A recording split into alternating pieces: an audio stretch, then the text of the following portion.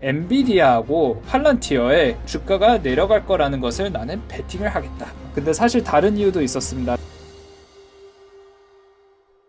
네, 안녕하십니까. 5살도 이해하는 경제 오이경이라고 합니다. 오늘은 제가 전번 동영상 때 이제 엔비디아하고 브로드컴하고 이제 빠진 이유가 금리 인하를 원래 내리려고 했는데 그럴 가능성이 더 낮아졌다라고 했기 때문에 떨어졌다고 했는데요. 근데 사실 다른 이유도 있었습니다. 다른 이유에 대해서 제가 지금 말씀드리려고 하거든요. 제가 balance.com 그 기사를 참고해서 이거를 작성했는데요. 저작권 때문에 모든 내용은 제가 말씀드리지 않고 일부 내용에 대해서만 이렇게 쉽게 하도록 하겠습니다. 이제 결론부터 말씀드리자면 이번 주에 이게 엔비디아하고 팔란티어하고 주가가 이렇게 많이 떨어졌으니까 대부분 사람들이 이제 버블 터지는 거 아니냐라고 그 얘기를 했는데 이거는 호들갑이다. 아직은 아니다. 그 돈을 너무 많이 쓰는 거에 비해서 돈을 못 버는 거는 맞는데 아직은 아니다. 근데 저도 동의를 합니다. 그래서 어찌됐든 이 글에서 어떤 내용이 나왔는지 이제 말씀드리겠습니다. 엔비디아 주가 떨어지고 팔란티어 주가 떨어지고 막 버블 터지는 거 아닌가라고 얘기를 한 이유가 이제 마이클 버리라는 분을 이제 아셔야 됩니다. 마이클 버리는 누구냐면요. 이제 빅쇼트라는 영화를 보면 주인공으로 나옵니다. 크리스천 베일이 이제 연기하신 분인데요. Michael, how are you? I found something really interesting. The whole housing market is propped up on these bad loans. They will fail. The housing market is rock solid. It's a time bomb. 그분이 그 집 대출 있잖아요. 예를 들어서 뭐 그 10억짜리 집을 샀어요. 10억짜리 집을 샀는데 이제 대출로 샀으면 이제 매달 뭐 100만 원씩 뭐 낸다 칩시다. 미국에서 모든 사람들이 이 대출의 이 비용을 매달 갚겠지. 설마 안 갚겠어? 라고 해가지고 이거를 상품을 만들었어요. 미국에서. 은행에서 사고 팔고 하는 그런 상품을 만들었어요. 그래야지 이제 은행을 돈을 벌려고. 그런데 마이클 버리라는 사람이 야 이거 언젠가는 이거 상품 있잖아 망할 거다. 왜냐하면 사람들이 집대출 못 갚을 거다. 이렇게 얘기를 했었거든요. 그래가지고 마이클 버리가 이 상품에 대한 하락에 베팅을 했어요. 그래가지고 결국에는 맞췄거든요. 자세한 내용은 빅쇼트라는 영화를 꼭 보세요. 이거 되게 재밌습니다. 이제 마이클 버리가 뭐라고 했냐면요. 나는 엔비디아하고 팔란티어의 주가가 내려갈 거라는 것을 나는 베팅을 하겠다. 라고 얘기를 했습니다. 이 마이클 버리라는 사람이 2008년에 아무도 그 못 맞춘 거를 맞췄는데 지금 2025년도 똑같이 맞추는 거 아닌가? 이렇게 그 생각을 해가지고 사람들이 그게 무서워가지고 엔비디아하고 팔란티어 주식을 많이 팔았고 했죠. 그러면 왜 그 하락에 베팅을 했냐라고 이렇게 물어봤을 때 그 마이클 버리가 그렇게 얘기를 했거든요. 뭔가 속임수를 쓰는 것 같다. 무슨 속임수? 회계에 속임수 쓰는 것 같다. 2026년에서 2028년 AI 회사들이 엄청나게 돈을 많이 썼다고 해요. 176빌리언이니까 한 250조? 250조 원을 썼다. 뭐 이렇게 그 얘기를 하는데 이거를 이제 비용으로 이렇게 작성을 해야 되거든요. 이만큼 썼다 하는데 이거를 조금 덜 적었다. 더 적은 숫자로 적었다. 라고 이렇게 얘기를 하는 겁니다. 마이클 버리가. 이거는 회계로 우리를 기만하고 속이려고 하는 거 아닌가라고 얘기를 했는데 이거를 작성하신 분이 애덤 레빈이거든요. 이거 마룬5의 그 가수 아닙니다. 근데 이 양반이 뭐라고 했냐면요. 이건 다 틀렸다. 마이클 버리가 얘기하는 건 다 틀렸습니다. 왜 그러냐면 이제 그거를 알려면요. 감가상각이라고 알아야 되거든요. 감가상각비가 있는데요. 디프리시에이션이라고 하거든요. 무슨 뜻이냐면요. 예를 들어서 자동차가 이렇게 있잖아요. 자동차하고 집하고 달라요. 집을 사면요, 가치가 이렇게 올라갈 가능성도 있고, 가격이 또 올라갈 수 있거든요.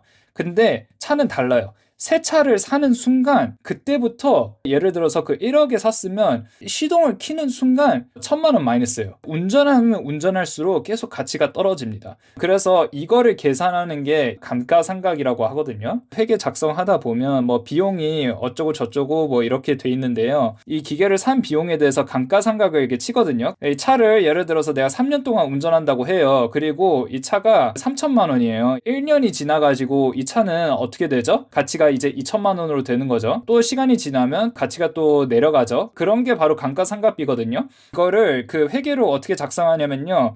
2023년 1,000만 원, 이렇게 됐고 2024년 1,000만 원, 2025년 1,000만 원 뭐 이렇게 작성을 하거든요. 감가상각을. 근데 여기서는 이제 뭐라고 하냐면요. 마이클 버리가 이 숫자를 너무 작게 써가지고 돈을 더 많이 버는 것처럼 이렇게 얘기를 했다라는 주장을 했어요. 여기에선 3년만 이렇게 나눴지 않습니까? 근데 데이터 센터는 3년이 아니고 6년으로 나눴다고 합니다. 그래서 1,000이 아니고 500, 500으로 이렇게 했으니까 비용이 어떻게 보면 500이 줄었지 않습니까? 그러니까 번 돈이 더 높아져 보인다라고 하기 때문에 이거는 속임수를 쓴 거다 이렇게 주장을 했어요. 근데 이 글을 쓴 사람은 그거는 아니다. 회사들은 큰 돈을 한 번에 다 썼다고 적지를 않거든요. 이렇게 조금씩 나눠서 적는데 이 쓸 수 있는 시간이 어떻게 보면 6년이다 보니까 이렇게 적은 것 뿐이지 그냥 이걸 회계적으로 그렇게 한 거다. 그래서 전혀 문제가 안 된다 이렇게 얘기를 하는 거거든요.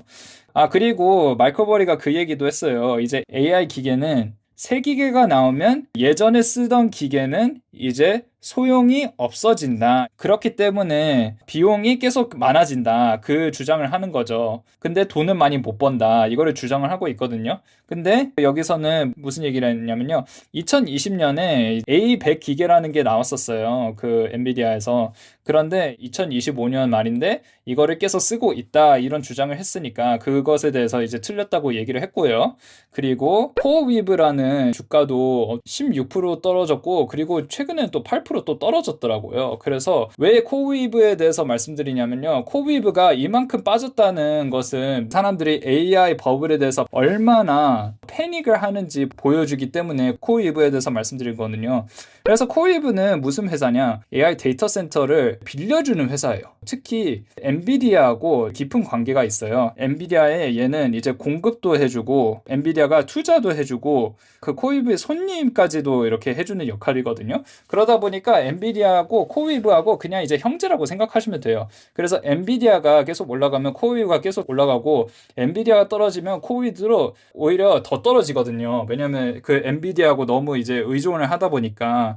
그런데 이제 코어위브가 갑자기 주가가 왜 내려갔냐면요. 데이터 센터 건물을 하나 또 만들려고 했는데 이제 그거를 도와주는 회사가 따로 있었거든요. 땅하고 건물하고 전기를 이렇게 제공했어야 되는데 이게 늦춰졌어요. 원래는 이제 올해 4분기 그러니까 한 11월에서 12월에 이거를 완성해야 되는데 내년 4월에서 6월 사이에 이제 될 거다. 내년으로 미뤄졌다. 이것 때문에 주가가 확 내려갔거든요.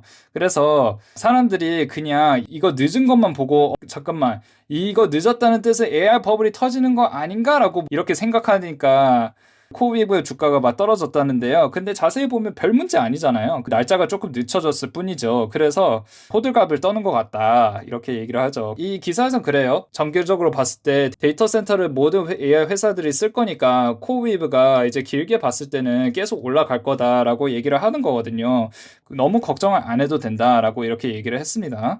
아, 그리고 소프트뱅크 회장 송정희 회사가 엔비디아 주식을 전부 다 팔았다 뭐 이런 소식도 있었는데요. 소프트뱅크는 AI에 엄청나게 많은 투자를 했는데 엔비디아 팔면 뭔가 있는 거 아닌가라고 이렇게 무서워서 다들 이제 팔기 시작했는데 근데 그 당시에 소프트뱅크는 오픈 AI에 오히려 40억을 또 넣었다고 해요. 40억 정도.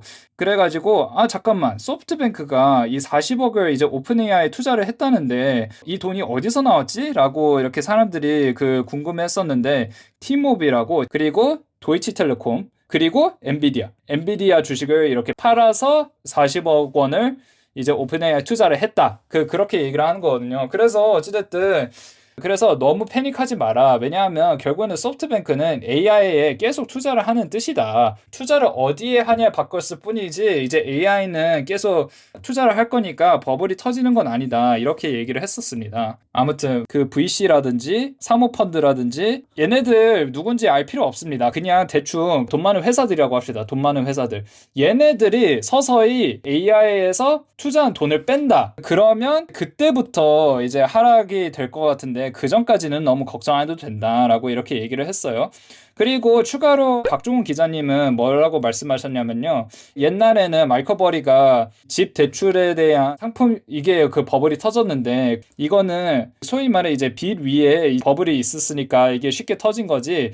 지금은 AI는 현금 위에 있으니까 이렇게 쉽게 터질 것 같지 않다. 그런데 단 인플레이션이 가장 크다. 왜냐하면 물가 상승이 계속 심해지면 이제 연준 입장에서는 대출받기 어렵게 이제 기준금리를 올리면 AI 회사들은 대부분 대출을 이용해 가지고 이렇게 막 데이터 센터 짓고 하거든요.